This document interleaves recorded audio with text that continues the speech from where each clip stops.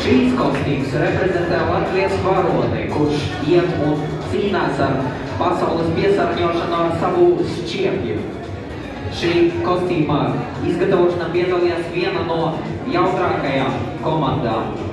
Ne bez grūtībām, protams.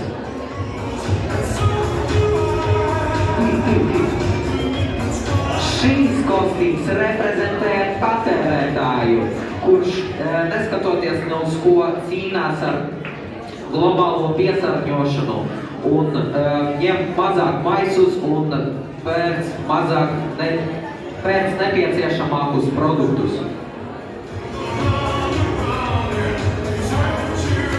Ar šo kostīmu mēs gribam jums parādīt un reprezentēt jaungada eglīti, kura bija izmesta pa mūru, bet tomēr paliek dzīva un pat ir ģirlande.